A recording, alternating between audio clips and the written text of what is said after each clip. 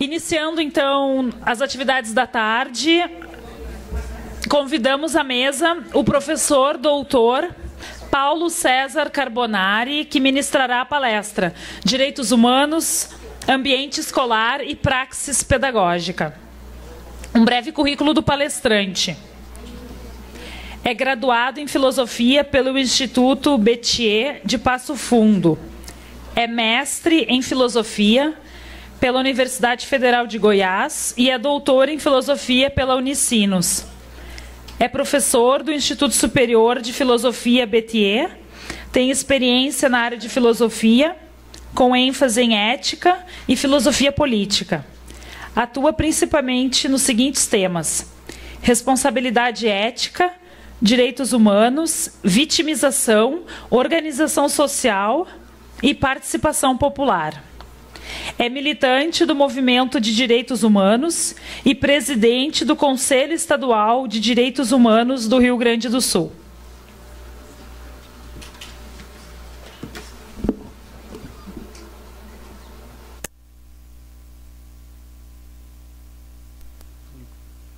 Boa tarde. Muito bem. Vou concorrer com os interesses físicos de vocês, né? Nesse horário é difícil concorrer com os interesses físicos, mas enfim, faremos um esforço, né? Primeiro quero agradecer muito a vocês por se reunirem nesses 2 dias para discutir questões tão importantes quanto o tema que vocês estão trabalhando nesse workshop. Quero agradecer ao Instituto pela confiança de me convidar para essa conversa. Eu já conheço vários de vocês, de alguns campos mais perto da minha cidade, lá de Passo Fundo. Já estive aqui numa atividade sobre Paulo Freire, foi lá no campus mesmo, né, do IFE. E alguns dias atrás estive com os colegas lá de Sertão, com os professores, conversando também sobre direitos humanos. Então, me alegra muito poder voltar a conversar com vocês, sobretudo num tempo como esse, tão difícil, digamos assim, para a gente conversar sobre direitos humanos, né? E talvez esse seja o primeiro aspecto que a gente tem que considerar nesse momento, né? Nós vivemos num país onde, e no mundo poderíamos dizer, onde direitos humanos teria ou tem, ao menos formalmente, uma relação direta com direitos humanos. Aliás, o preâmbulo da Declaração Universal dos Direitos Humanos de 1948 diz que a educação deveria ser a principal estratégia para exatamente realizar os grandes anseios da humanidade naquele momento histórico, que eram basicamente 3: a paz, o desenvolvimento e os direitos humanos, que foram os 3 conceitos chaves que deram razão para a criação das Nações Unidas em 46, no pós-guerra. E lá entre a lista dos 30 direitos, os 30 artigos da Declaração dos Direitos Humanos, um deles é exatamente o direito à educação. Então a educação, às vezes mal traduzida do inglês, como instrução, redutivamente, portanto, no conceito, mas enfim, a educação é lá prevista como um dos direitos humanos. E certamente um dos direitos humanos que é base fundamental para todos os demais direitos humanos. No entanto, se a gente for olhar, talvez uma das primeiras constatações que a gente vai ver é que ainda há um certo estranhamento entre esse direito humano e os direitos humanos, né? Ou seja, ainda há um estranhamento dos espaços educativos, dos espaços escolares, em relação aos direitos humanos. Eu vou usar a palavra estranhamento para ser bem ameno, né? Eu acho que talvez a situação seja muito mais grave do que só um estranhamento entre educação, ou processos educativos, educação, instituições educativas e direitos humanos, né? Até porque direitos humanos não é só um direito, tem que estar na educação, e as próprias instituições educativas é de se esperar que sejam instituições que, no mínimo, não violem direitos humanos, né? Também não quero esperar que sejam promotoras de direitos humanos, aí seria esperar demais, talvez. O segundo aspecto que nesse contexto é importante considerar é, num país onde, como o nosso, né, onde entre as finalidades da educação está a formação para a cidadania, e uma instituição de pesquisa de opinião faz uma enquete e chega à conclusão que distorcidamente os educadores se dedicam à formação para a cidadania, e que formação para a cidadania é de fato não formação para a cidadania, mas uma expressão de doutrinação ideológica, razão pela qual deve ser incluído ou instituído um programa, já citado pelo professor Dilvo de manhã, sobre o qual vocês têm uma manifestação pública, inclusive, né, que é o programa Escola Sem Partido. Um objetivo constitucional vira doutrinação ideológica, né? É de se pensar a relação entre educação e direitos humanos quando chegamos a esse tipo de opinião, a esse tipo de posição. Também, talvez seja necessário nesse contexto pensar que ainda, para usar a expressão também do professor, tenhamos muitos, usar ela com outra formulação, ainda tenhamos muitos bárbaros ilustrados que seguem repetindo na sua vastíssima e profunda ilustração que direitos humanos é coisa de gente que gosta de defender bandido e marginal, ou que direitos humanos a gente até concorda e aceita, mas contanto que seja para humanos direitos.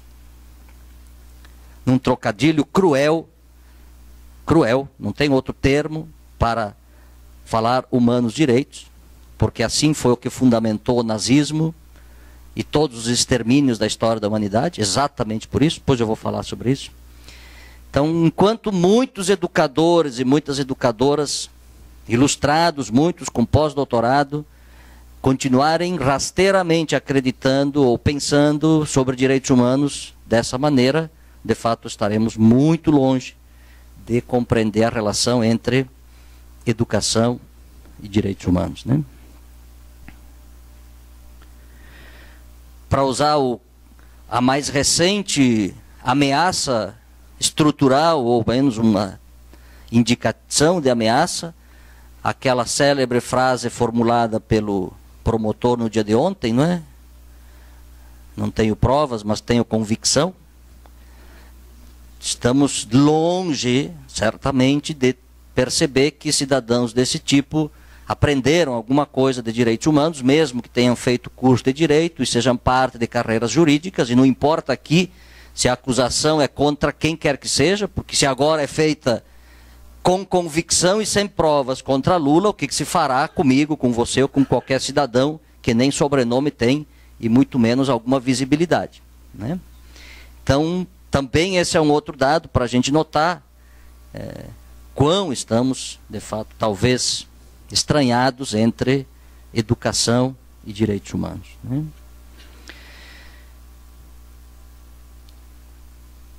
Vou dar mais 2 ou 3 exemplos. Um que nos toca, e toca certamente a vocês, mas não vocês, porque vocês são os agentes, e as instituições, mas a sociedade, a população brasileira.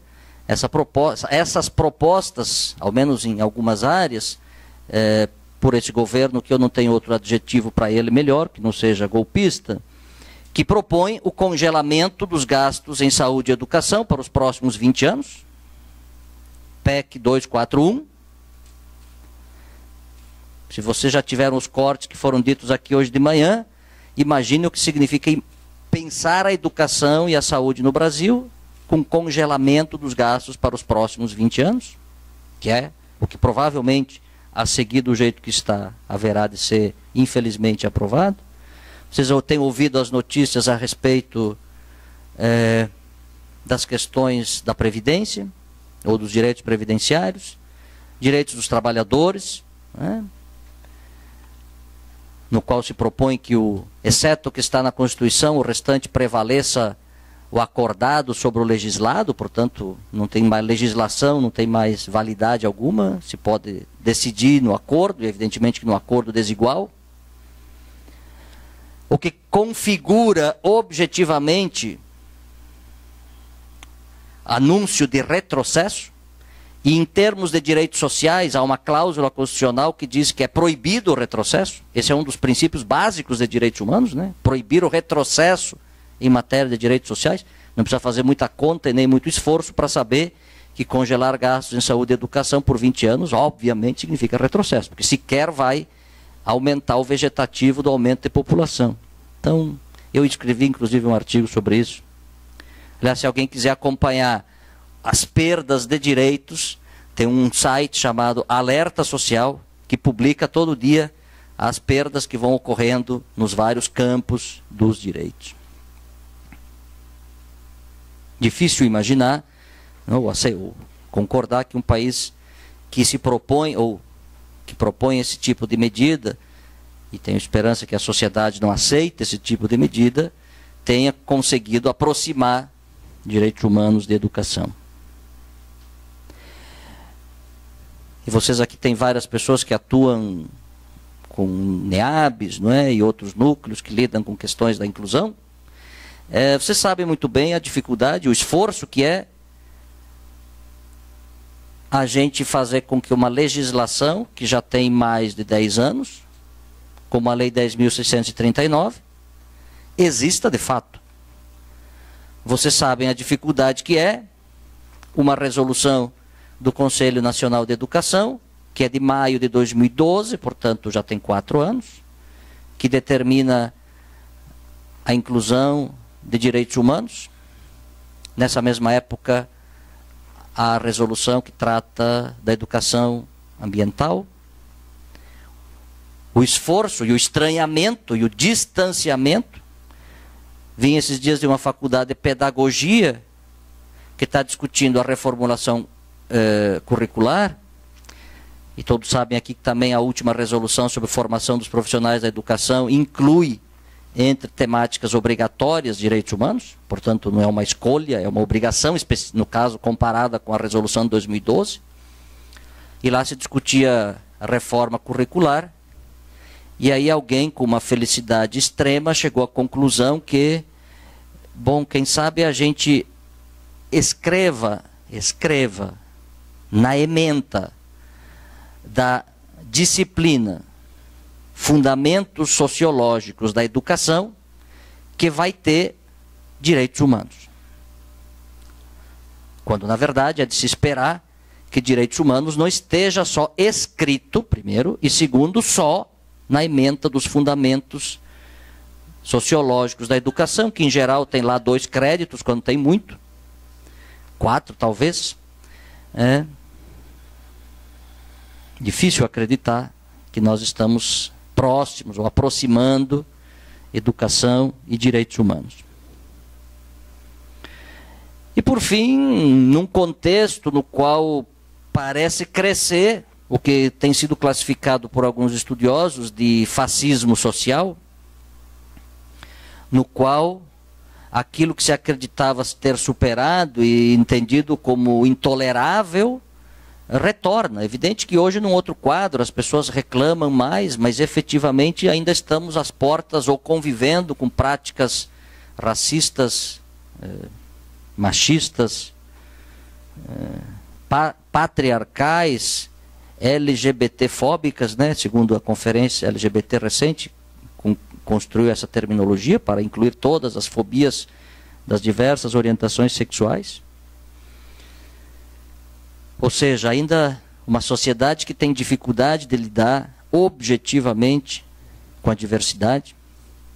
Como dizem meus conterrâneos de Passo Fundo, quando chegaram os senegaleses, e todos falam baixinho porque sabem que racismo é crime, por isso fala baixo para a polícia não escutar e ninguém escutar e denunciar, né?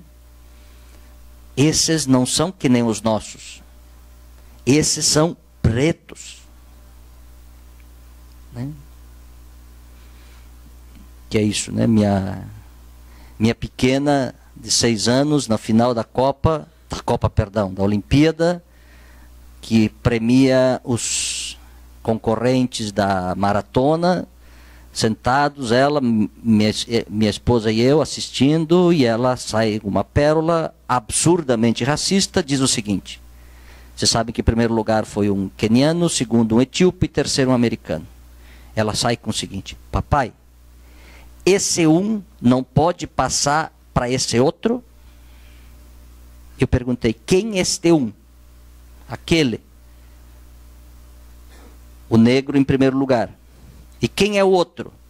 O branco em terceiro lugar.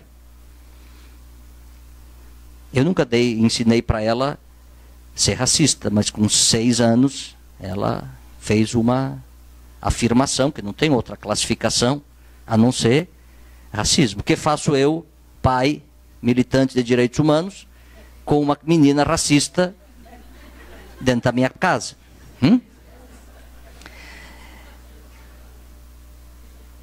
Então, essa lista de questões mostram que, de fato, nós temos talvez uma dificuldade por um lado, mas por outro um desafio imenso para fazer com que os direitos humanos, e aquilo que vocês puseram como título aqui para a minha fala, o ambiente escolar, e mais do que o ambiente escolar, a praxis pedagógica, sejam de fato conjuntivos, entre eles caiba um e não caiba entre eles um ou um se, né?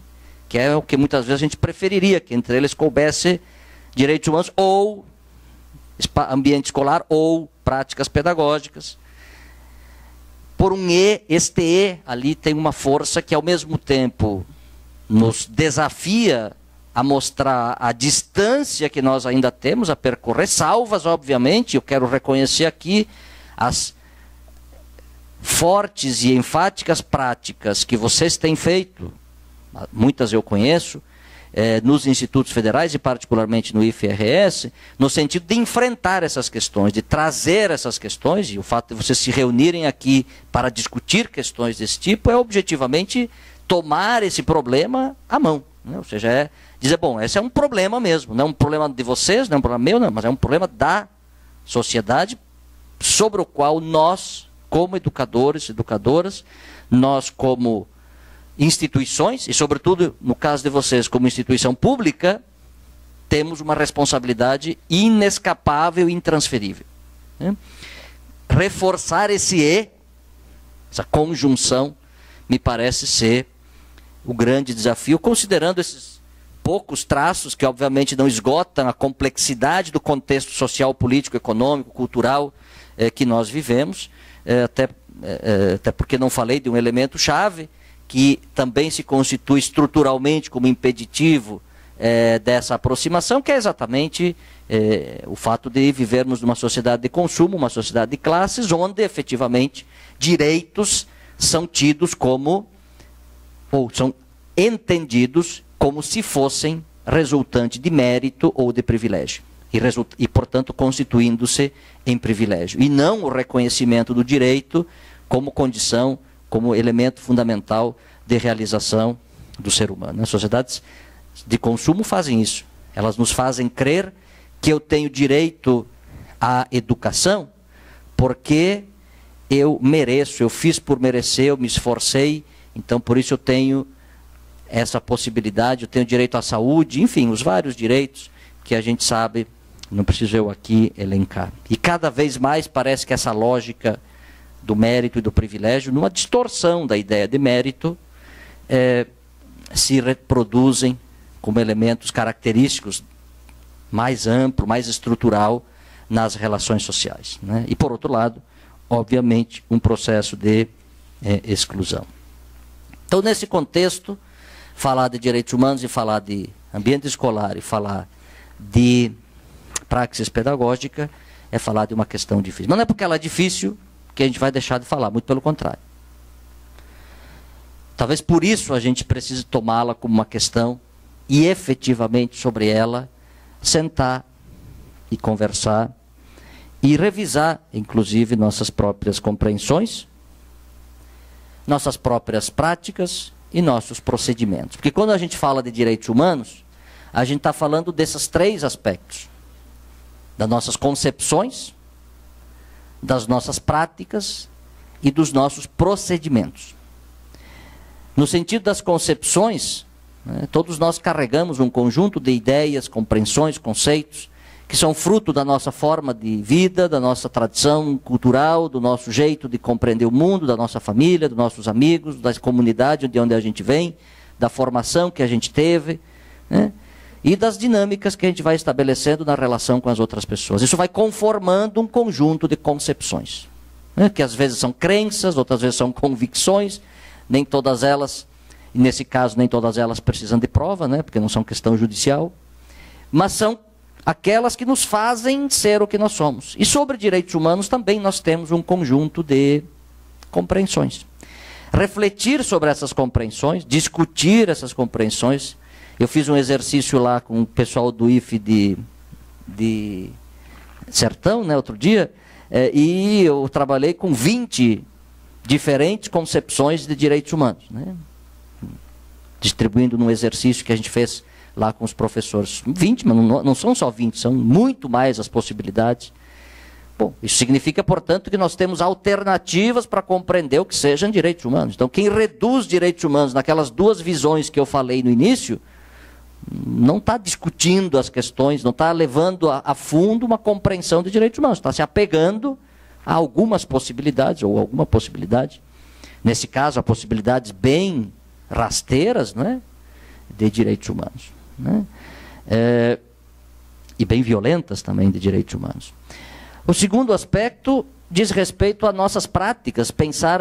Trabalhar direitos humanos significa refletir, discutir, avaliar as nossas práticas, nossas posições. O que fazemos diante de situações de violação, por exemplo?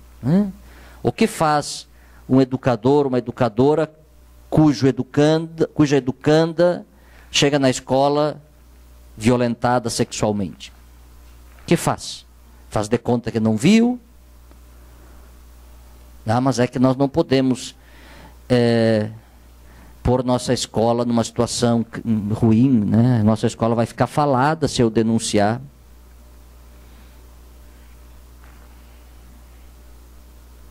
O que a gente faz com os meninos homossexuais que sofrem todo tipo de violência e de abuso e discriminação?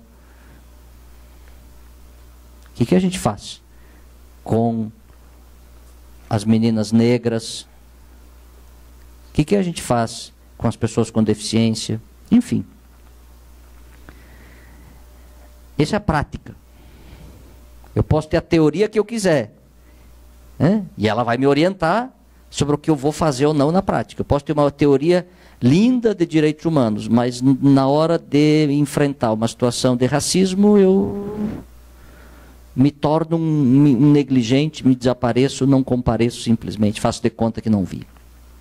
Qual é a minha concepção? Minha prática? E o terceiro, o procedimento. Eu preciso saber como fazer para ter uma prática coerente com minha concepção. Porque muitas vezes a gente acha que a melhor solução para resolver uma situação de violência, por exemplo, no ambiente escolar, é chamar a polícia. Tem a diretora de uma escola de periferia lá de Passo Fundo, que ela chama a polícia 3, 4 vezes por dia. Porque a pesada briga. Óbvio que a pesada briga. Não é só na periferia que a pesada briga. A pesada briga em todo lugar. E a solução que ela dá, o procedimento dela, é chamar a polícia. Nem mais o conselho tutelar ela chama, né? Porque ela acha que o conselho tutelar é incompetente, ineficiente para resolver os problemas. Não faz nada, né? Fica escutando todos os lados, fica querendo resolver, mandar para o psicólogo. Isso aí é muito comprido. Não, tem que botar na cadeia mesmo. Entendeu? Esse é um procedimento. Aí eu sou contra a violência, tenho a ideia de que direitos humanos têm que ser respeitados, então se alguém é violento, eu trancafio na cadeia. Não cumpro nem os direitos humanos mais liberais que existem no mundo, que é todo mundo tem direito a devido processo legal, ampla defesa, contraditório. Isso eu preciso, se eu for um dia me meter numa situação, eu quero, mas Um moleque que faz violência na escola não precisa nem de ampla defesa, nem de contraditório e nem de devido processo legal. A gente simplesmente executa a pena automaticamente. Então, procedimento. Qual é o procedimento? Como imaginar processos restaurativos, por exemplo, em situações de violência no ambiente escolar? E não só punitivos.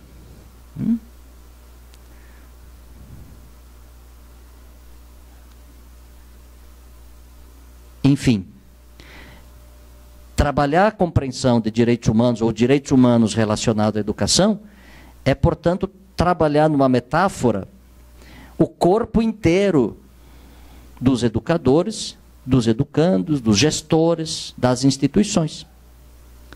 Não é só trabalhar a cabeça, não é só incluir por escrito o título Direitos Humanos na ementa de fundamentos sociológicos da educação.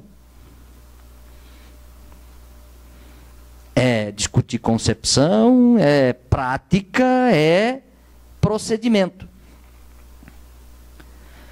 Para você ver como o procedimento é cruel. Minha tia agricultora, a vida inteira, direito à aposentadoria rural, depois da Constituição de 88, foi lá para requerer a aposentadoria, uma ordem de serviço do INSS.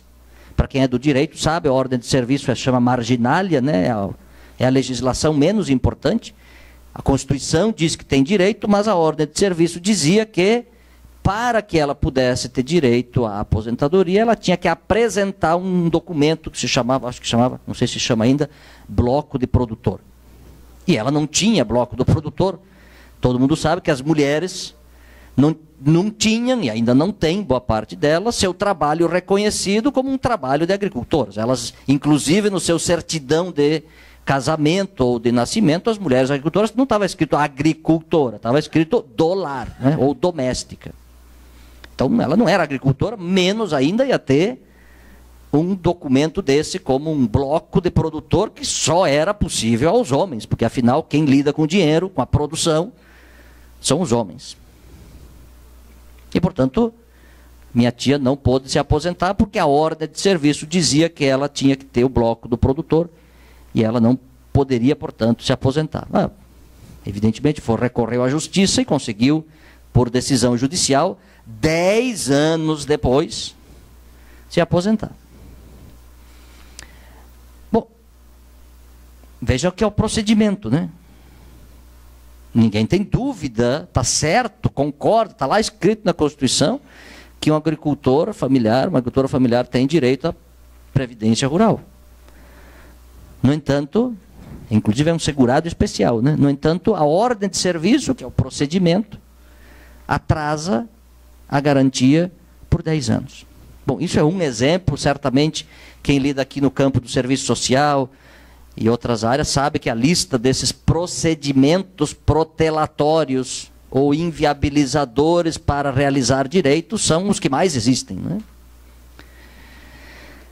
Então, quando a gente fala de direitos humanos e fala de educação, a gente está falando disso, está falando do corpo inteiro. Quando eu falo corpo inteiro, quero dizer, é pensar o processo de modo integral, né? Tem que pensar a cabeça, a concepção, mas tem que pensar também a postura, né? A posição que o corpo todo vai sustentar e como é que a gente maneja as mãos e os pés, que é o procedimento. Então, pensar educação e direitos humanos, pensar educação e direitos humanos, a educação no ambiente escolar E as diretrizes nacionais da educação e direitos humanos, elas falam um pouco disso, né? Educação e direitos fala com conhecimento, competências, tem a ver com atitudes e tem a ver também com procedimentos, habilidades, saber fazer. O que eu faço? Como eu faço para lidar com uma criança que sofreu violência, um adolescente? E claro, você vai dizer, mas lá no IFE eu não tenho crianças. Mas vocês estão formando gente que lida ou vai lidar com crianças. Então, de alguma maneira, a gente tem que compreender para cada situação, né, esse procedimento, essa posição ética, prática, política e concepção. Dito isso, eu queria aprofundar uma questão que talvez seja de fundo no debate que vocês estão fazendo, uma das questões mais importantes. E que atravessa a história da humanidade quando a gente fala de direitos humanos. Sabe qual é o problema de direitos humanos, assim, bem... Assim, como é que é? Resumindo a questão. O problema dos direitos humanos é que quando se fala de direitos humanos tem uma palavrinha terrível, assustadora, que é todos. Se fossem muitos, se fossem alguns, se fosse quase todos, aí até não teria muito problema. Agora, quando se fala de direitos humanos, se fala de todos. A Declaração Universal, o tempo é todos, né? Todos têm. Claro, quem for mais conservador aqui já deu a resposta. Não fique muito preocupado em me perguntar, porque você só vai falar de direitos e não vai falar de deveres. Basta só ler qualquer artigo da Declaração Universal de Direitos Humanos para essa pergunta ser respondida, né? A todo direito correspondem obrigações. Não há dúvida disso, né? Se você tem direito de dizer o que pensa, você tem o dever de respeitar o que os outros pensam, né? Então não precisa fazer...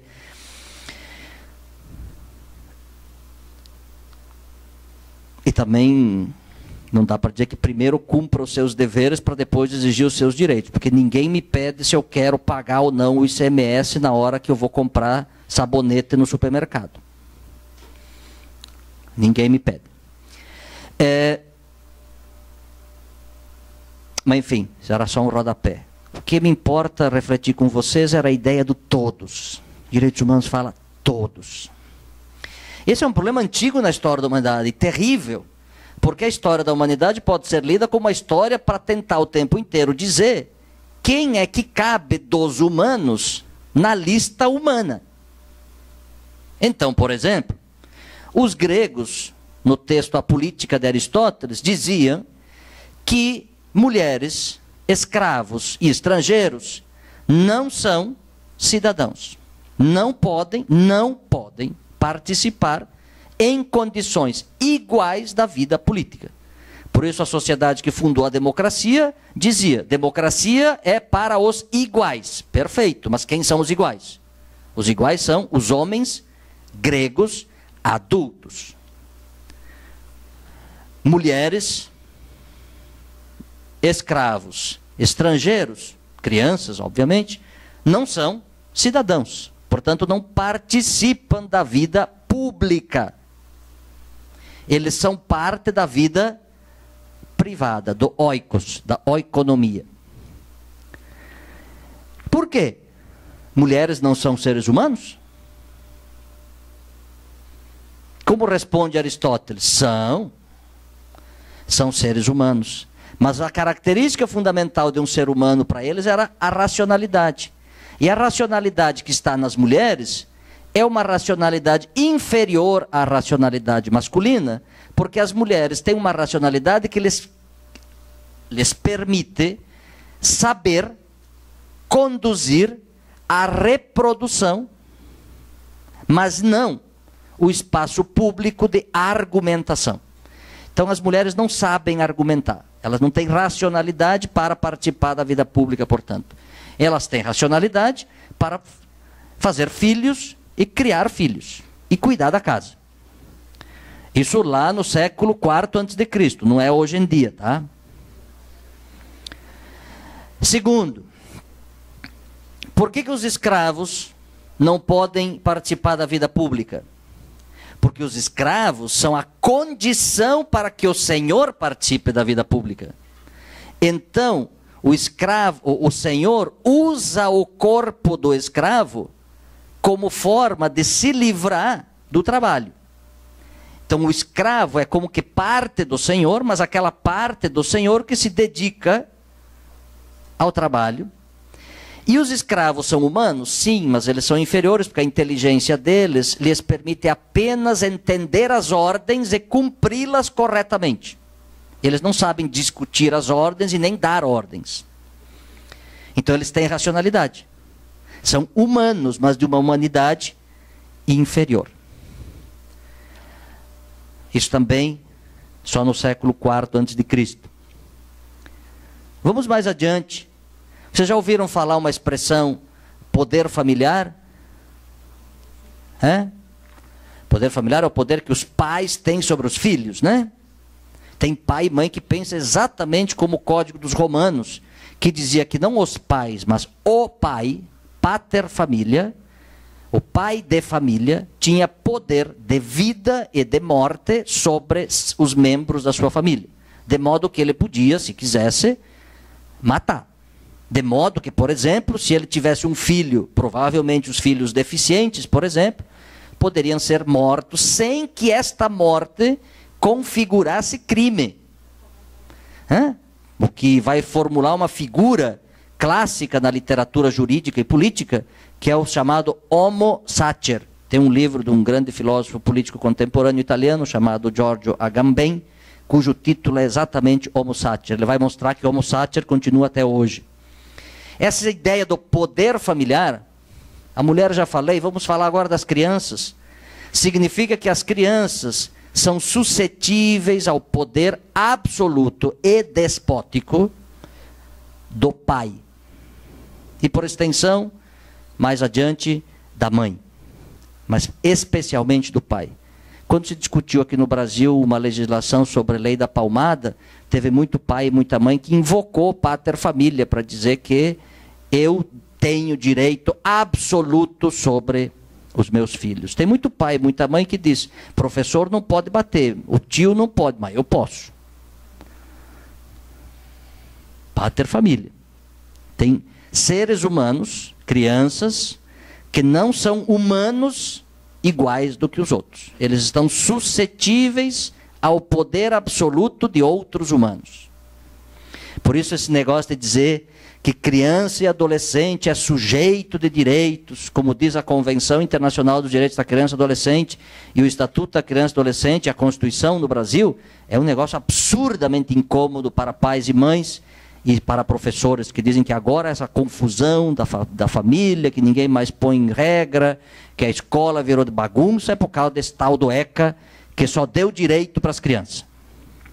Vocês já ouviram esse tipo de conversa, né? Já? Porque agora, eu passei por isso, minha filha mais velha, eu tenho duas filhas, uma tem 21, outra tem 6, então eu tenho experiências de todos os tipos para partilhar. Elas não gostam, porque depois dizem que eu fico falando mal delas quando eu falo, mas enfim, aí eu digo para elas que esse é o ônus de serem filhas de professor, então, bom, azar. A mais velha, quando tinha 12 anos, chegou em casa e nós estávamos almoçando, e eu disse para ela, filha, você podia secar a louça? Ela disse, olhou para mim assim e disse, pai, não vou secar a louça, porque isso é trabalho infantil proibido pelo Estatuto da Criança e Adolescente. Levei um susto, né? Pô, que bom que minha filha com 12 anos está estudando ECA na escola, aprendeu que tem direitos, mas estou aqui eu com um pepino gigantesco agora, porque eu tenho que lidar com uma adolescente, uma pré-adolescente, que sabe que tem direitos e que está me contestando que uma tarefa doméstica é trabalho infantil. Né? É difícil ser pai de criança assim, né?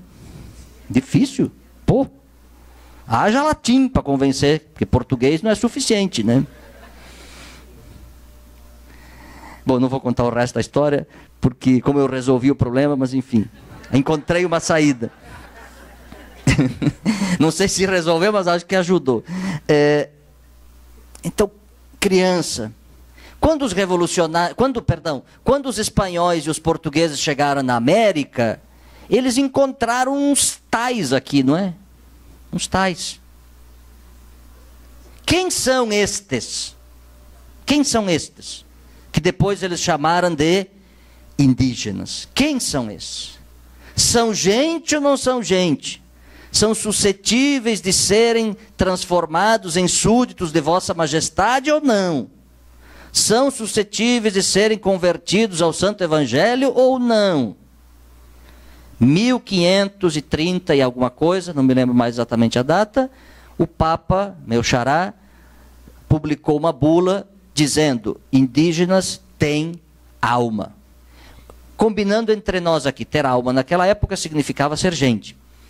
Se o Papa, que naquele momento histórico era a figura jurídica e política mais importante da Europa, teve que ele fazer um documento legal para dizer que estes tais que se encontrou na América eram gente, portanto poderiam ser transformados em súditos de Vossa Majestade e em cristãos, ou seja, não se esperava que pudessem ser submetidos à escravidão, como se fez nos primeiros anos da conquista, além do extermínio e da morte. Então significa que essa era uma questão altamente polêmica, né? Tão polêmica que o rei Carlos V de Espanha, em 1551, reuniu os mais importantes juristas, teólogos e filósofos do reino, e instalou em Valladolid uma junta para decidir o que fazer com a conquista. O que fazer com os índios. Chama Disputa de Valladolid, podem buscar muita informação. Um dos contendores na disputa, chamado Ginés de Sepúlveda, que era contra os indígenas, disse que estes eram, em espanhol, hombrecillos, em português, homenzinhos, homúnculos, os indígenas. Sabe que é o diminutivo na língua portuguesa, né? É um homem menor. Mas o adversário dele diz, mas eles têm cidades desenvolvidas, eles têm ciência alta, conhecem coisas que nem nós europeus conhecemos. Aí ele respondeu, lembra que o professor falou de manhã, ele respondeu, as abelhas e as formigas também fazem cidades. 1551. Aliás, ele vai usar uma expressão que até hoje é usada em estádios por aí, inclusive aqui no Rio Grande, nesse lugar altamente civilizado do Brasil. Ele diz assim, eles parecem mongos, macacos. Macacos.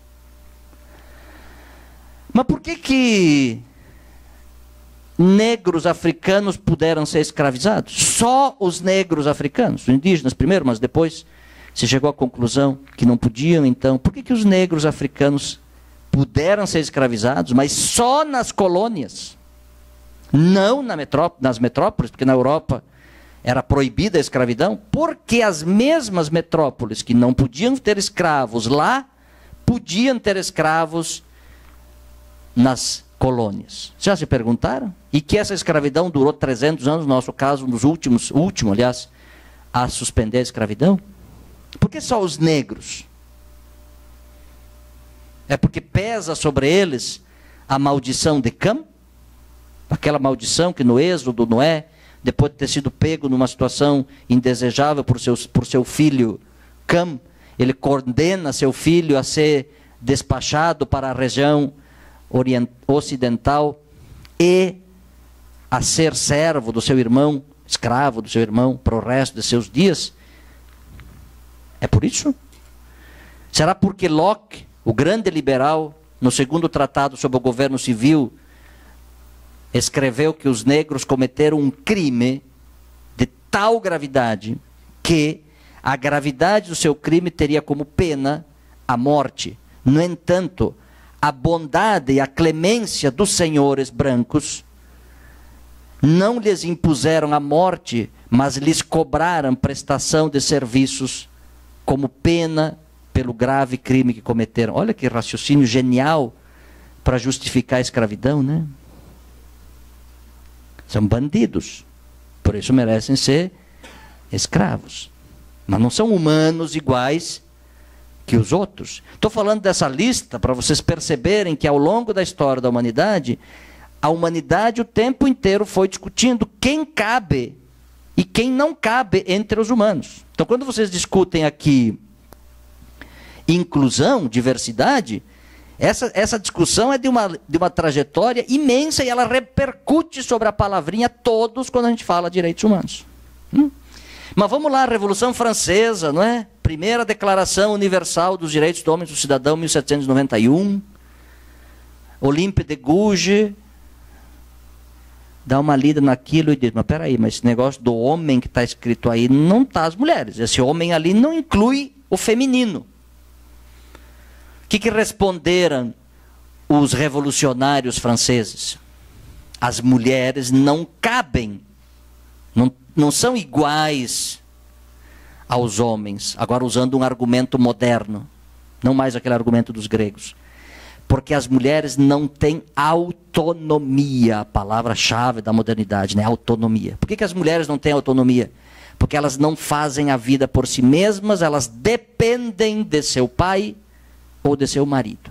Então, por isso, elas não estão em condições de igualdade. As mulheres sacaram isso. Qual foi uma das primeiras ações dos movimentos de mulheres no mundo todo, né?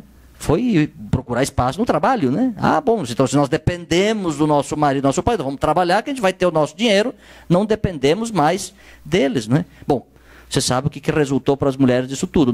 Vocês foram para o trabalho, mas nós não fomos para casa, né? Então isso resultou em dupla, tripla jornada de trabalho, né? Notem, de novo as mulheres não estão na mesma condição que os homens. Estamos no século XVIII. As mulheres só vão poder participar ativamente das condições, vamos chamar, ao menos formalmente em igualdade, no século XX, aliás, no final do século XX.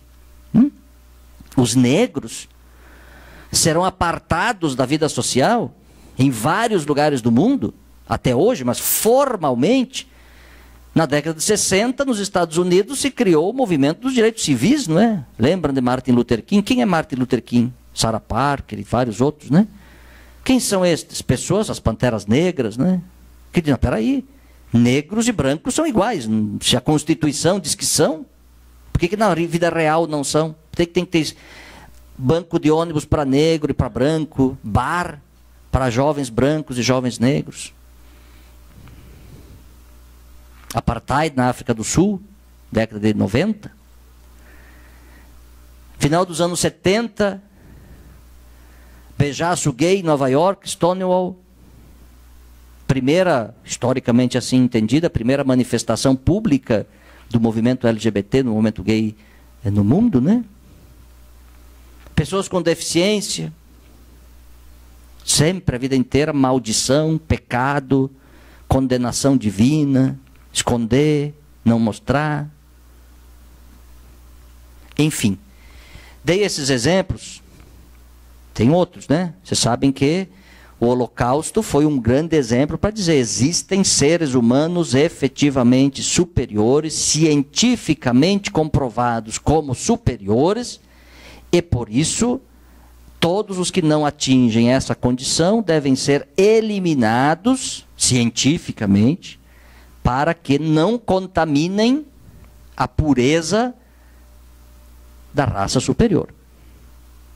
Portanto, não só judeus, mas pessoas com deficiência, loucos.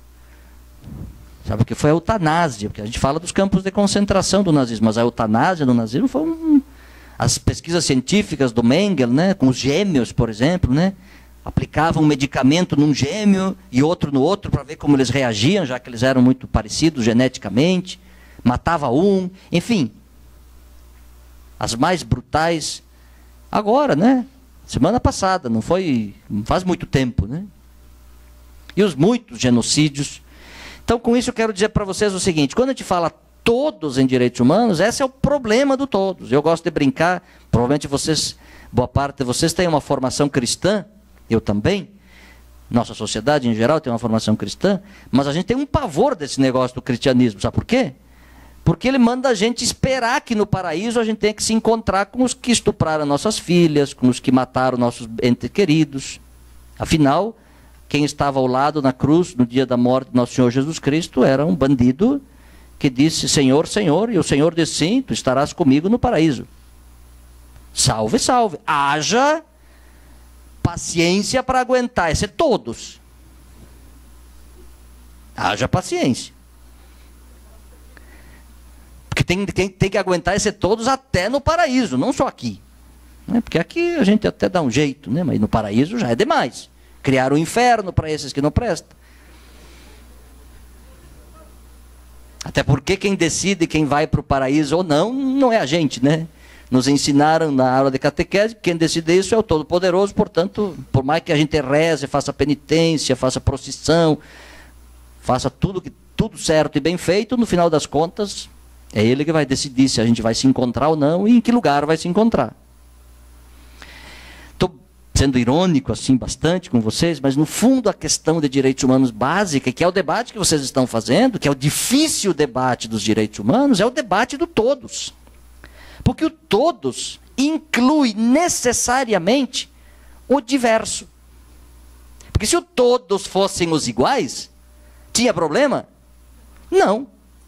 Se todos fossem os mesmos, não teria problema. Nunca teve problema falar de todos, contanto que todos fossem os mesmos. Agora, quando é problema falar de todos? Quando todos incluem os diferentes, os diversos. Aí, efetivamente, vira um problema. Então, o todos inclui esse elemento fundamental, que é a questão, para mim, mais forte dos direitos humanos, né? Que ela inclui os diversos. E os diversos é que são, nessas relações, bastante insuportáveis, digamos assim, né? Ou seja, na sociedade que nós vemos, uma sociedade que é marcada pela exclusão. Você sabe que exclusão, a gente às vezes se confunde, acha que exclusão é a antessala da inclusão. Mentira. Sabe por quê? Porque a palavra exclusão significa excludere. Cludere é o radical, fechar. E o prefixo ex é fora. Portanto, exclusão, o excluído, é fechado, trancado para fora, sem chance alguma de entrar. Então, pensar diversidade, pensar exclusão, pensar inclusão no reverso, pensar direitos humanos, pensar todos, é pensar essa complexidade, que eu diria, talvez o mais forte seja exatamente esse elemento de pensar a diversidade. Agora, vamos aprofundar um pouco isso, com isso eu vou encerrar. O que significa reconhecer essa diversidade? Essa diversidade pode ser reconhecida, pode ser incluída como forma de controle. Então, eu posso reconhecer a diversidade, mas incluí-la para submetê-la a controle. Para exatamente fazer ela ficar no lugar onde ela está. Né? Tem um livro, chama Ciladas da Diferença, que mostra exatamente isso. Ao longo da história, a diferença serviu mais para fazer o quê? Para fazer os diferentes serem reconhecidos, portanto, incluídos como inferiores. Então, a inclusão não necessariamente ela responde positivamente numa perspectiva do todos, da diversidade e dos direitos humanos. Porque ela pode ser uma forma de manter a desigualdade. De manter a submissão. Ela pode, por outro lado, sim, ser uma forma de reconhecimento.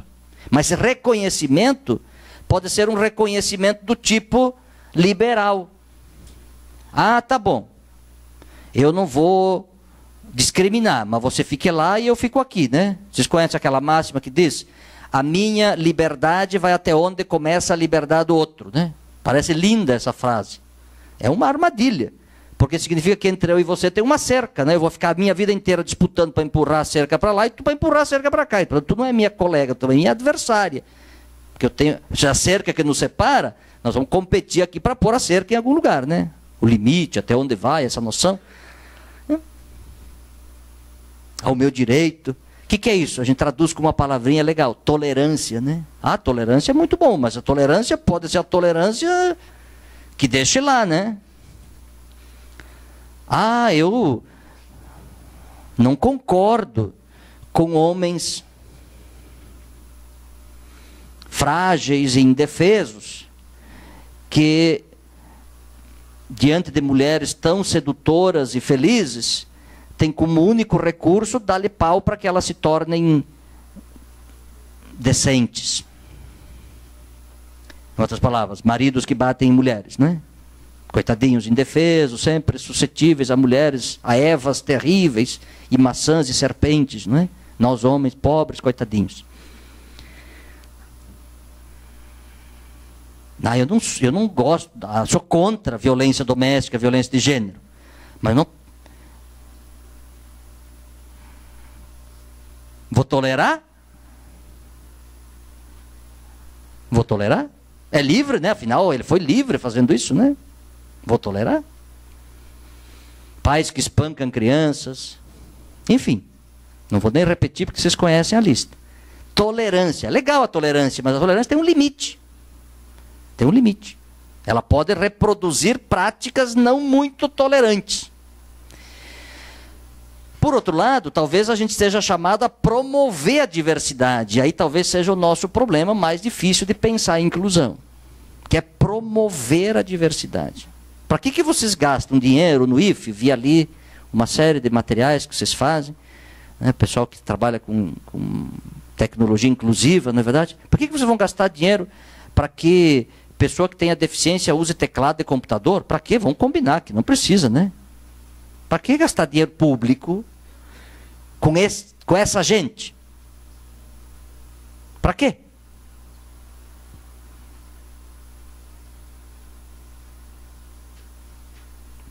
Não, mas nós queremos exatamente promover a diversidade. Portanto, pessoas com deficiência possam participar, na sua condição, da vida na sociedade. Mas o que significa incluir? É fazer eles ficarem iguais aos outros? Então eu faço um equipamento inclusivo com que finalidade? É para promover a diversidade, ao mesmo tempo a participação? Como é que funciona isso? Vocês estão entendendo? Porque às vezes a gente faz, não estou dizendo que é nesse caso, obviamente, às vezes a gente acha que incluir significa fazer, é aquele professor que diz, na minha sala não tem discriminação, eu trato todos iguais. Bem, tu por aí já começou a fazer discriminação, né? Porque obviamente que meninas não são iguais a meninos. E vocês que são professores, professoras, sabem o que significa uma sala de aula com ar-condicionado, né? A guerra entre os meninos e as meninas pela altura da temperatura do ar-condicionado, né? Que não é nenhum problema intelectual, é um problema físico, né? Não estou discutindo machismo lá, mas é um problema de temperatura do corpo, né? Seria mais fácil colocar as meninas numa sala e os meninos no outro, né? Resolveria o problema do controle remoto do ar-condicionado. Não acha? Fazer excursão com adolescentes, meninos e meninas. Põe ali no meio uns 10, 12, não precisa tantos, uns 5 homossexuais.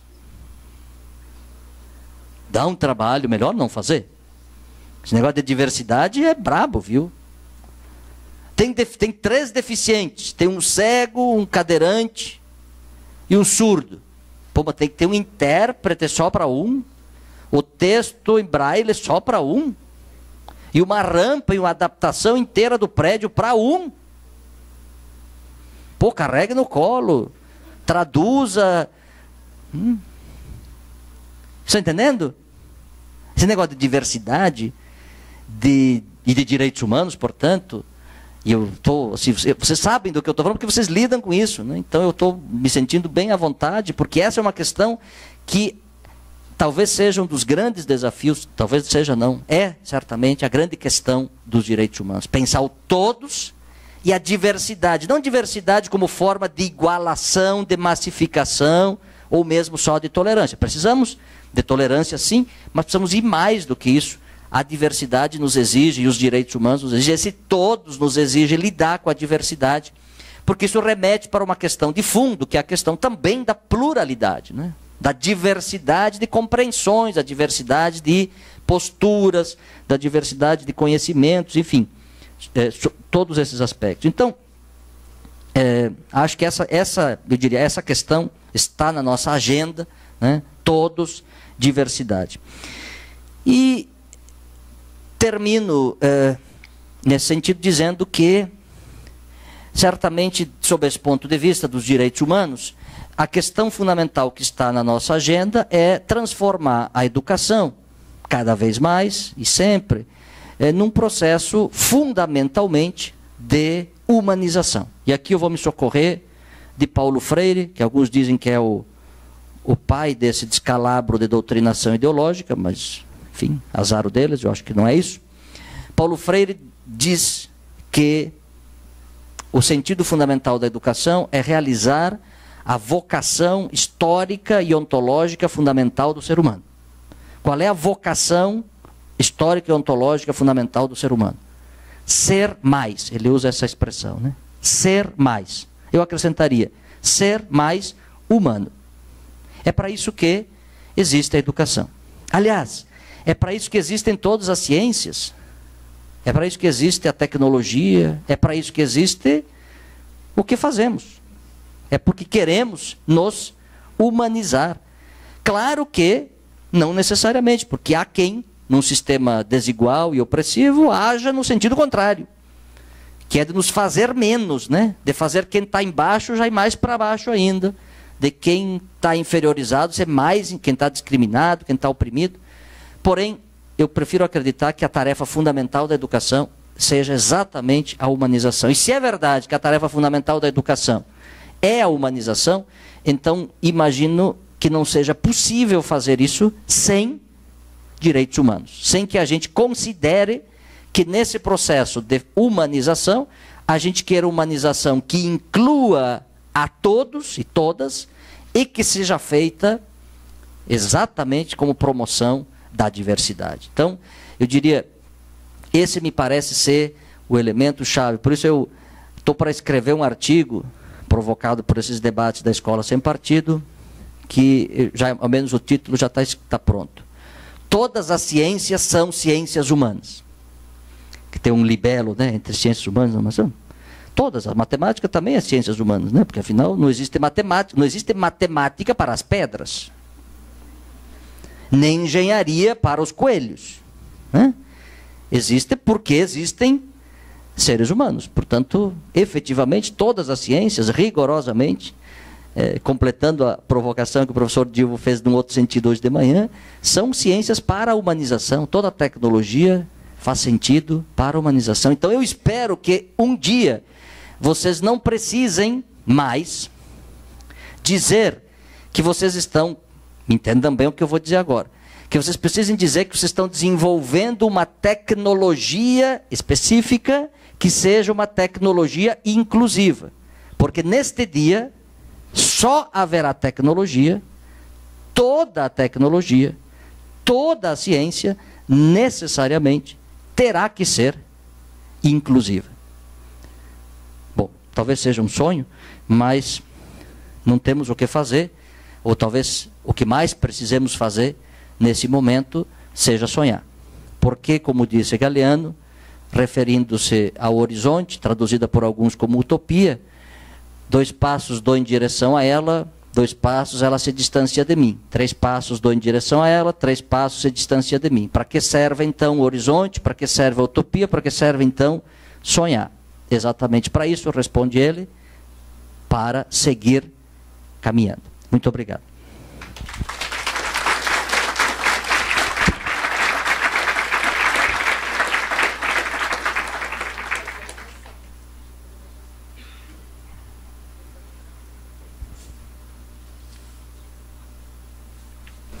Pessoal, está aberto o momento agora para perguntas e comentários que a plateia tenha para o palestrante.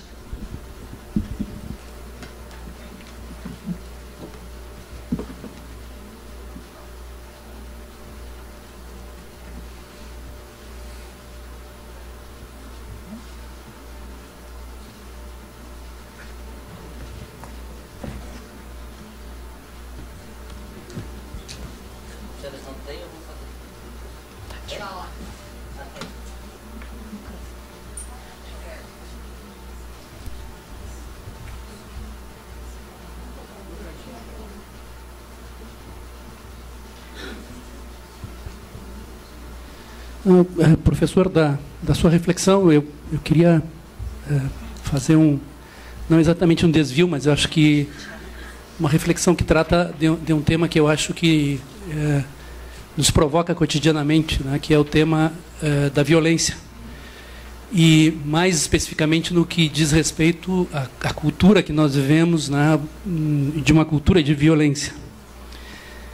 E aí, trazendo como essa primeira reflexão que o senhor faz, né, de que a exclusão, tratada como tal, muitas vezes é uma forma de manutenção, né? E quando a gente pensa, por exemplo, em políticas públicas, se as políticas públicas não são formuladas, não são acompanhadas, não são desenvolvidas e avaliadas por aqueles que, né, são alvo delas, elas, de fato, servem como um elemento de perpetuação das desigualdades.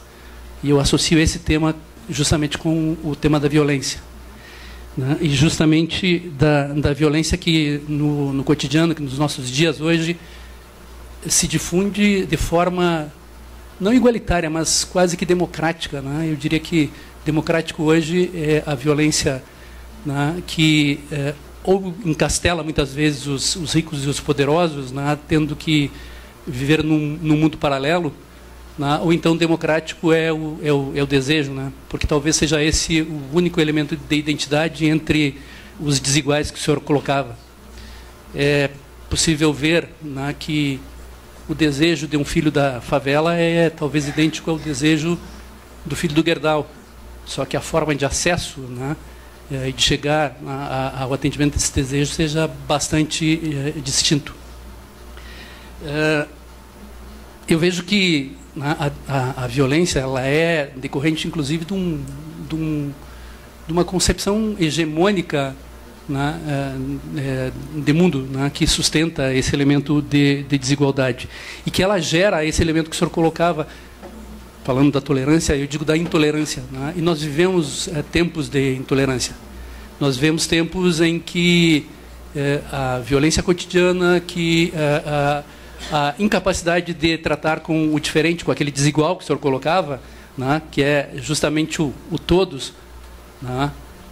Faz com que se crie sempre uma justificativa e um elemento de sustentação, muitas vezes pretensamente racional, de exclusão, né?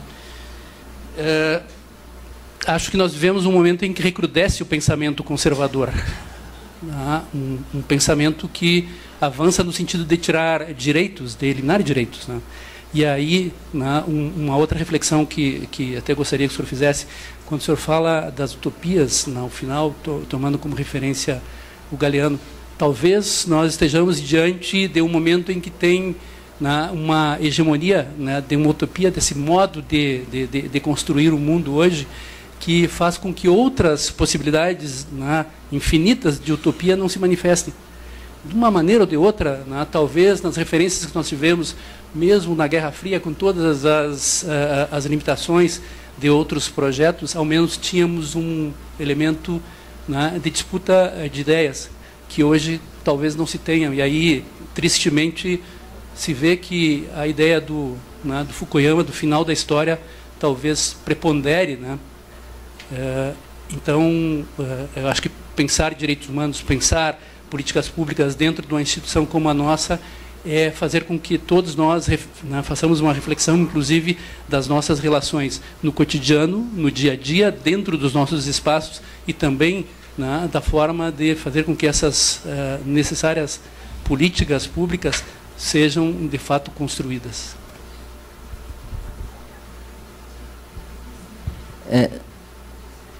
Tem mais alguém? Eu comento todas, se tiver, senão... Okay. Aquela aqui, olha atrás de você. Seu nome, por favor? Robério. Boa tarde, eu sou Caroline, do Campus Rolante. E eu gostaria que o senhor pudesse falar um pouquinho mais para a gente sobre essas estratégias que dão corpo aos direitos humanos na prática, né, do que tem sido feito e sido feito com sucesso, né? Poderia compartilhar alguma experiência com a gente, porque, como disseste, a gente já está, né, de teoria, assim, todo mundo sabe, tem acesso, e que, né, enfim, o discurso ele está presente em todos os níveis, né, e todos os programas, mas efetivamente é algo que tome corpo de ação. Obrigada.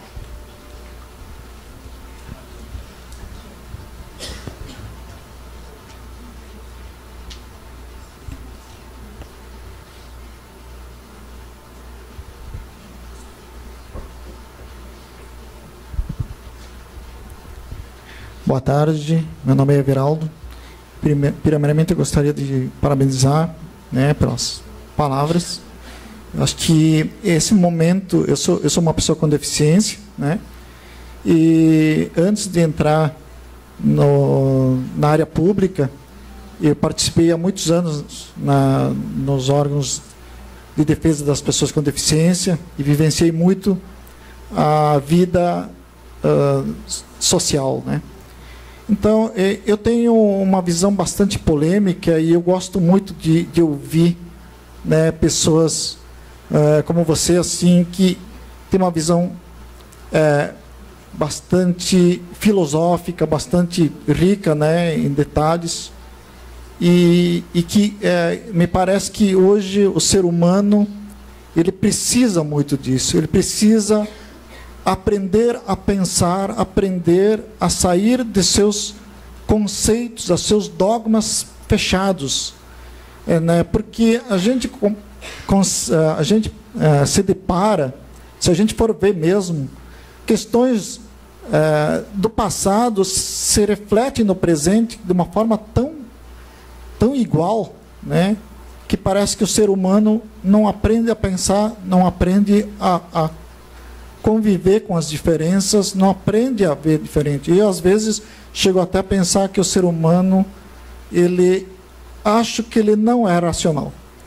Acho que a sanidade mental, ela ainda está muito abaixo do que as pessoas pensam, porque é quase que inacreditável certas coisas que há 4, 5 mil anos aconteciam e hoje elas continuam acontecendo e a humanidade não aprende, né?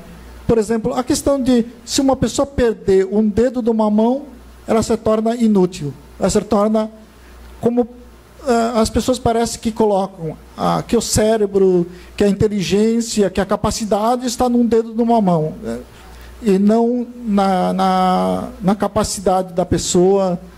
As pessoas não o ser humano, às vezes, ele passa os limites da concepção, né? E eu acho que está no momento da gente discutir muito isso, fazer com que as pessoas aprendam a pensar e a entender que a diversidade ela é o bem para a humanidade, não é o mal. Enquanto a humanidade não se convencer que ela tem que mudar totalmente o olhar, né, trocar o foco, né, as pessoas vão continuar, por mais que as leis avancem, as doutrinas cresçam, as atitudes humanas continuam sempre as mesmas. E para concluir, assim, eu gostaria de uma opinião sua, assim, a respeito até da nossa administração política. Eu penso, né, como eu tive convivência com o movimento das pessoas com deficiência, o movimento social, eu tenho uma visão totalmente não, mas bastante diferente do que a gente vê da sociedade. Eu tenho uma visão de que as atitudes políticas, as boas atitudes políticas, elas nada mais são do que o reflexo dos movimentos sociais. Na verdade, os políticos, sejam eles quais forem, eles estão lá somente para atrapalhar a administração social, né? Nós temos para mim, nós temos uma administração política extremamente ultrapassada e arcaica, né, de alguma forma, e que todo o problema social hoje vem por causa disso, porque nós sabemos que nós vivemos num país onde os políticos que administram, né, o poder público, a vida privada, mas no meu ponto de vista a qualificação dos nossos políticos é extremamente baixa, né? Até eu sempre costumo colocar assim: nós exigimos de um presidente da República apenas que ele não seja analfabeto, e nós exigimos de qualquer mero diretor de escola que ele tenha graduação e que tenha concursado, tenha carreira. Então, essa discrepância, é claro que um professor, né, às vezes vai discutir com um secretário de município que não tem, às vezes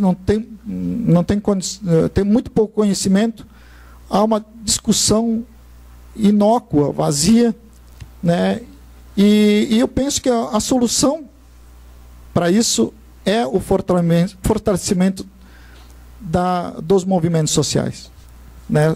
E eu gostaria de saber de você né, o que você acha, né? Porque na verdade nós vivemos num país que se diz democrático, mas não sabe nem o que é exatamente democracia, porque democracia, em primeiro lugar, é saber o que é controle social, é saber fazer o controle social, saber analisar as contas dos políticos e dar sua participação, saber que uma lei, quando ela foi criada, ela tem que ser respeitada, né? A lei, ela não tem que ser discutida, né? A gente vê no nosso Brasil muitas leis já em vigor, né? E as pessoas questionando se querem ou não atender essa lei. Então, gostaria de saber o quanto os movimentos sociais podem ser benéficos para o avanço dos direitos humanos. Bom, estava olhando aqui que a hora também voa, né? Como diziam os gregos, Cronos come seus filhos e filhas, né? Então, vivemos aqui sob... mais um, sim. Estou desde Sertão, João de Sertão, desde Sertão para te perguntar isso. Então, faz tempo que eu estou remoendo isso, então te prepara, não vai ser fácil. É bem objetivo. O que tu me diz, né? E talvez a pergunta seja idiota demais, e isso tu pode me dizer tranquilamente. Na atual conjuntura que a gente está vivendo, política, social, no Brasil como um todo, tu vê, e eu tenho pensado muito sobre isso, será que os direitos,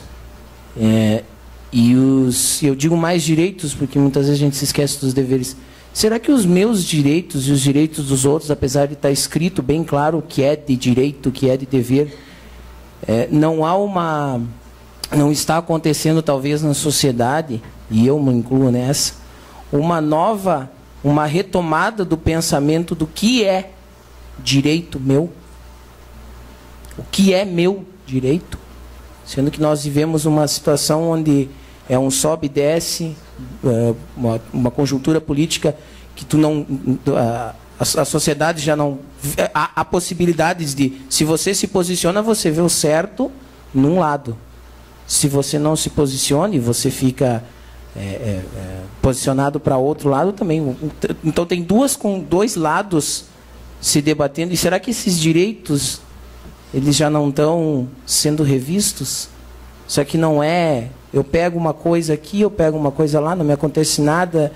Tá, eu faço um negócio aqui, eu faço um negócio lá. Será que está certo quem está no direito, exigindo o seu direito e cumprindo os seus deveres?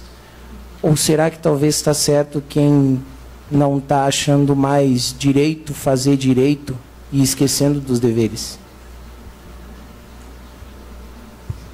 Isso?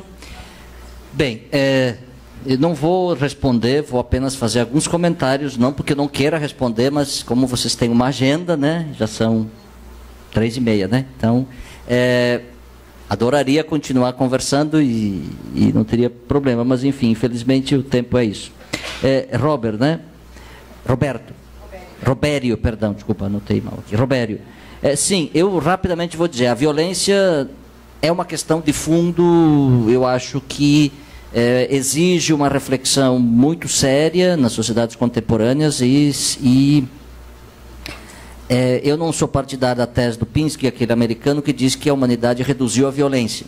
Acho que nós sofisticamos a violência. Ele faz um estudo histórico para mostrar que a humanidade em outros tempos era mais violenta. Claro que hoje nós temos a própria consciência dos direitos, a consciência do racismo, a consciência dessas práticas históricas que eu descrevi rapidamente, elas de alguma maneira servem como anteparos para a gente enfrentar e tentar resolver a violência. Por isso também, às vezes, a gente enxerga mais violência porque a gente também aguçou a percepção de questões que em outros momentos da história não eram tidas por violentas e que hoje são tidas por violentas. Então, quer dizer, ao longo de muitos séculos, violência contra a mulher não era classificada como violência. Violência contra a criança não era classificada como violência. Então, quer dizer, claro que a gente tem uma distorção, eu acho, que nas sociedades nossas, aqui sobretudo, que é achar que violência é muito mais essa situação, digamos assim, que é também, evidentemente, e ela é contundente, é social e que está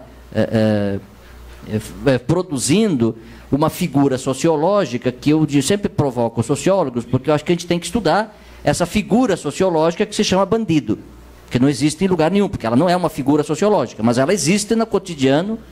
Então a gente acha que se ainda não foi pego por algum é porque não teve chance de ser pego. É mais ou menos que nem esse pessoal que fica caçando Pokémon, né? Então essa questão, eu diria, é uma das questões de fundo. Eu gosto sempre de remeter a um texto que não resolve todas as questões, o conceito de violência do Walter Benjamin, onde ele vai mostrar que muito da violência que nós vivemos é uma violência que é produto das instituições que nós criamos para conter a violência, né? E nós temos visto nas últimas manifestações de rua, por exemplo, como a ação da polícia tem sido decisiva para provocar reações violentas dos manifestantes, por exemplo, como a forma de ação da autoridade policial, às vezes, na repressão ao crime, acaba, por exemplo, incitando o crescimento dele. Então, eu diria, aqui, a minha cidade, por exemplo, é uma cidade altamente violenta. Passo Fundo chegou a ser conhecido uma época como sendo o Chicago dos Pampas, né? Anos 80. Mas a música símbolo da cidade, que é do Teixeirinha, mas, enfim, entre algumas coisas boas que ele fez, a maioria foram asneiras, na minha avaliação ao menos, fez essa música, que é a música símbolo da cidade, que diz: se alguém me pisar no pala, o meu revólver fala e o bochicho está feito. Por que eu quero esperar de uma criança que na escola ouve a música símbolo do seu município e acriticamente ninguém discute, e ela diz, faz apologia objetivamente à violência? É isso. Então, o que nós estamos... pensar a violência é pensar essas questões, porque é na micro-relação que ela acontece. Essa coisa mais macro, aquela figura do bandido que eu falei, isso é o macro. Mas e as micro-relações, os processos de reprodução?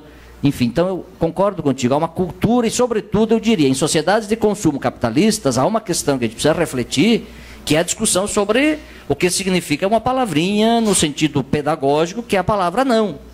Nossas sociedades de consumo não podem conviver com esta palavra. Por isso nossas crianças têm pavor, fogem, brigam, esperneiam, fazem escândalo, e os pais ficam envergonhados, porque quando eles têm que dizer não, as crianças não aceitam um não, porque a criança quer um determinado brinquedo e o pai não pode dizer não, porque efetivamente a lógica do consumo é a lógica do sim. Eu não posso, se eu disser não, não tem consumo e rompo o sistema de consumo da sociedade. Então, há um conjunto de elementos que a gente precisa, concordo contigo, analisar, que, por outro lado, uma questão importante é considerar, porque vocês acho que talvez vão discutir aqui, as políticas de cotas, por exemplo. Você sabe o cinismo branco nisso.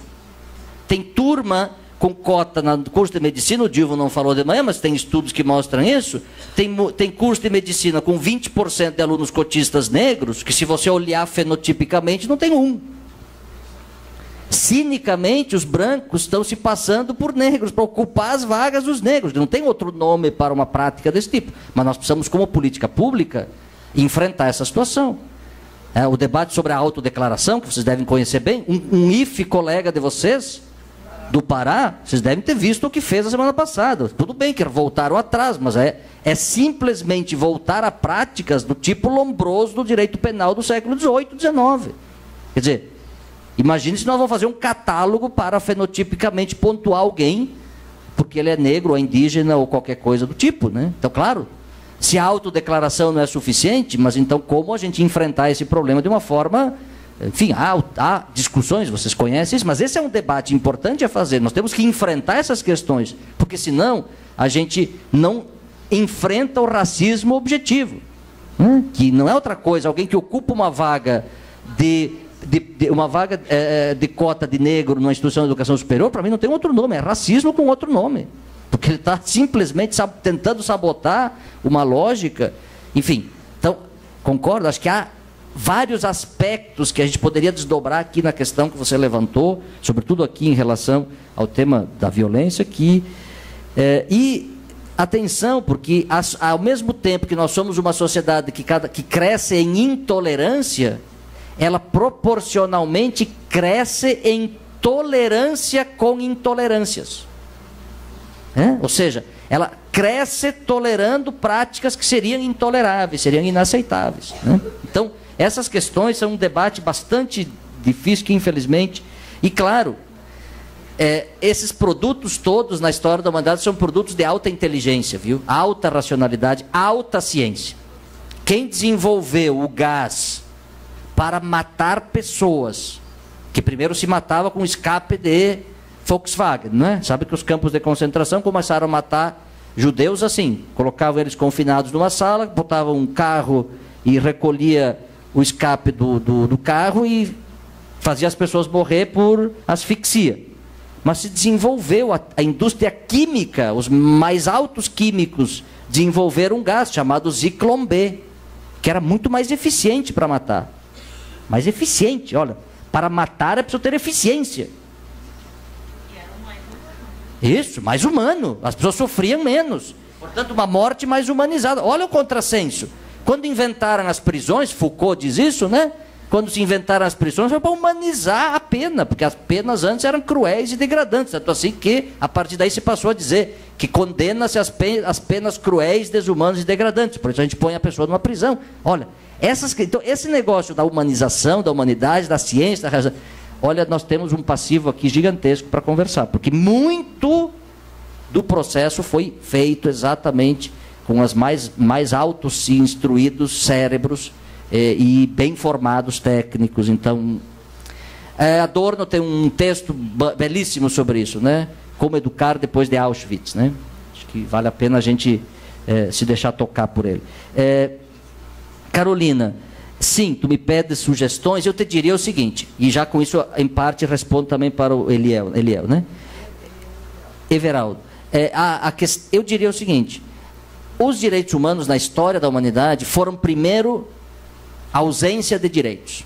Ou seja, historicamente se afirma um direito humano, se afirma um direito, a partir do momento que seres humanos tomam consciência de que são seres humanos sem aquela condição, sem o respeito àquele direito. Então, é só a organização daqueles seres humanos que se veem nessa condição e, ao mesmo tempo, se põe na consciência de que são sujeitos de direitos e passam a exigir os direitos, que os direitos são reconhecidos para todos. Assim é a luta das mulheres, assim é dos pessoas com deficiência, assim é de negros, assim é, enfim, homossexuais, todo o conjunto das lutas. Se a gente for olhar a história dos direitos humanos, a história dos direitos humanos não é a história das declarações, das convenções, a história dos direitos humanos é a história das vítimas de violações que se reconheceram vítimas e se organizaram e lutaram para ter direitos, e a luta fez com que aquele direito que no começo era um direito que era para aquele grupo, passasse a se tornar um direito que, digamos assim, beneficia a humanidade inteira. Então,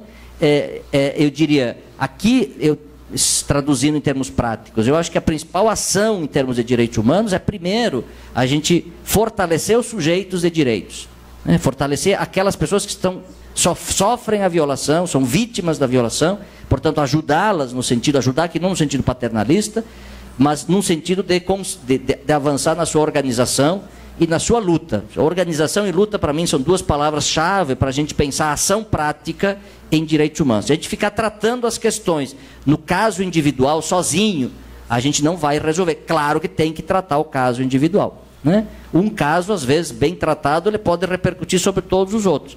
Mas não podemos ficar tratando as questões apenas de maneira paternalista. Acho que há questões estruturais, e desse ponto de vista a organização, com isso também respondo, né, que acho que a organização fundamental, quer dizer, as pessoas, não fosse a luta das pessoas com deficiência, não teria uma declaração da ONU sobre pessoas com deficiência, não teria um estatuto da pessoa com deficiência no Brasil, nós não teríamos. Isso não é beneplácito de governos bem intencionados, isso é processos, governos reconhecem, se posicionam, cumprem seu papel, e é importante reconhecer isso, mas sem que os próprios sujeitos e as próprias vítimas sejam agentes organizativos, né? Tem uma filósofa contemporânea chamada Hannah Arendt que diz o seguinte, o principal elemento da política é o nascimento, porque o nascimento é o principal acontecimento. Quando nasce uma pessoa, é uma novidade absoluta, e ela nunca pode ser destruída, porque ela é única.